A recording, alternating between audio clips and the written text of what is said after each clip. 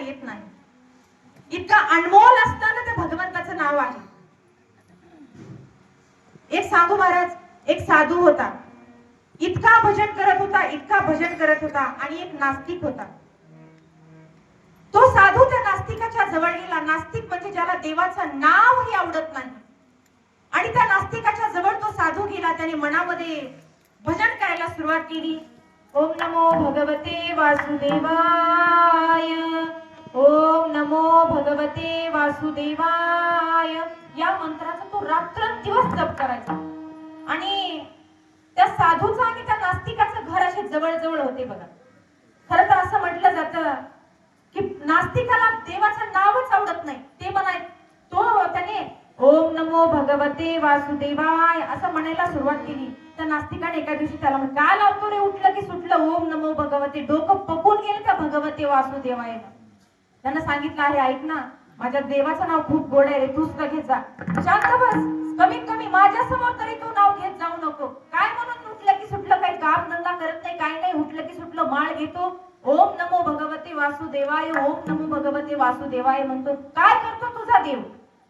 त्यावेळेस त्यानं सांगितलं, माझा देव काय करतो, काय करत नाही विचार, सगळं काही करतो. आपल्याला अन्न देतो, पाणी देतो, वस्त्र देतो, निवारा देतो, सुख देतो, दुःख देतो, आनंद देतो, सगळं काही तोच देतो. तुझी या सत्तेने वेदासी बोलणे, सूर्यासी चालणे, तुझी या सत्तेने, या सृष्टीच्या कणाकणावरती त्याची सत्ता आहे. विठ्ठले जळी स्थळी भरला, रीता ठाव नाही उरला, येरू मने काष्टी पाशानी सकळ आहे वन माळी जेथे तेथे. अरे ऐक ना, या सगळ्या सृष्टीच्या कणाकणामध्ये तो भगवंत आहे. आणि तो विचारतो, तुझा देव काय करतो? त्यावेळेस त्याने सांगितलं, आई, तो म्हणतोस ना, तो देव आपल्याला अन्न देतो. मला सांग, मी खूप काम करतो, मी खूप राब राबतो, तेव्हा माझ्या ताटामध्ये भाकरी येते. पण ती भाकरी खायची का नाही हे तुझ्या हातात नाही रे. त्या भगवंताची सत्ता सुद्धा त्या खाण्यावरती आहे. त्यावेळेस सांगितलं, असं कसं होऊ शकतं? आणि समज मला खायचंच नसलं तर, खायचं नसलं तर ते तुला मारेल आणि मारू मारून तो तुला खाऊ घालेल. म्हणजे हे असं काही कुठं शक्य असतं का? मारू मारू कसं खाऊ घालेल बरं? बरे बघ, या 4 दिवसामध्ये जर नाही, जर तुला देवानं मारू मारू खाऊ घातलं तर मी बी संतच नाही. महाराज 4 दिवस गेले.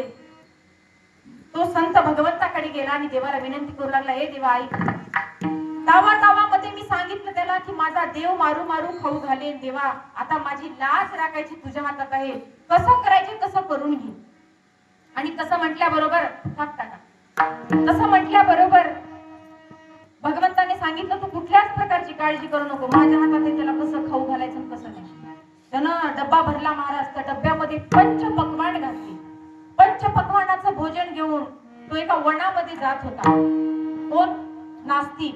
आणि वनामध्ये जात असताना तो डब्बा घेतला आणि आता चालून चालून पाय खूप दमले म्हणून तो एका झाडाखाली बसला. आणि झाडाखाली बसल्याच्या नंतर त्याला आता असं वाटलं डब्बा उघडावा आणि जेवण करावा. बसला, डब्बा ओपन केला, जेवणारच तेवढ्यात त्याला एका घोड्याचा आवाज आला.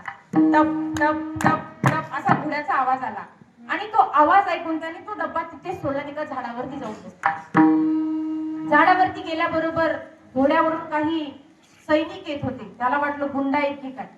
आणि सैनिकांनी ती सुगंध पाहिला. इतका सुंदर डब्बा होता, पंचपक्वान्नाचं भोजन त्या डब्यामध्ये भरलेलं होतं. आणि ते घोड्यावरून त्यांनी खाली उडी मारली.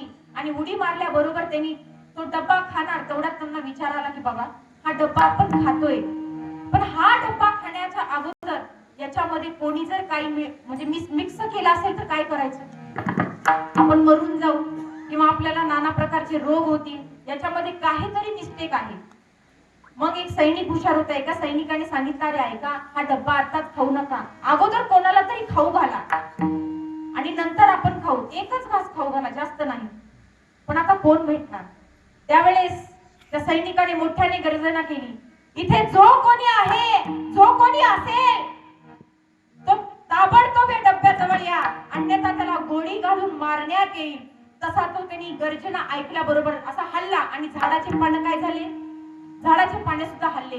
आणि त्या सैनिकांची नजर त्या झाडावरती गेली. उतर खाली म्हणे. नाही उतरत. उतरतोस का गोळी घालू? खाली उतरला महाराज. बोला, तो डब्बा खा. नाही खाणार. खा. नाही खाणार. खाली बस, मांडी घाल. नाही घालणार. नाही बसणार. काय करायचं ते करा.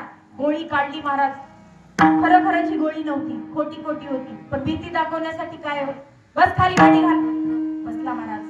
खाली बसल्याबरोबर हा डब्बा, हा डब्बा. नाही मला भूक नाही, मी जेवण. एकच घास खा, एक घास का पण खा. नाही खाणार. मी जेवण करून आलोय, मी या देशाचा राजा आहे, मी जेवण करून आलोय, मला नाहीये भूक. नाही तुम्ही खाऊन घ्या, खाऊन घ्या, काय अडचण. एक घास खा म्हणतोय, तुला खातोस का नाही, गाला ह्याला गोळी. तसं म्हणल्या बरोबर महाराज त्यानं तू घास घेतला आणि तो घास खाल्ला आणि त्या संताजवळ येऊन माफी मागितली. तुझा देव खरा आहे. कुठं भक्ताची परीक्षा घ्यायची देवाला बरोबर कळतं आणि कुठं त्या भक्ताला नाव घेतल्याबरोबर प्रसाद द्यायचा हे सुद्धा कोणाच्या हातात आहे. त्या भगवंताच्या हातात आहे. बरोबर आहे की नाही. हे जीवन नेमकं आहे तरी कसं. या जीवनामध्ये साधू संत सांगतात, माझं वर्णन नाही, नाव घ्या. नाव घेतलं तर काय होतं आणि नाही घेतलं तर काय होतं. हे जरी नाही काल मग दुसरा येईल.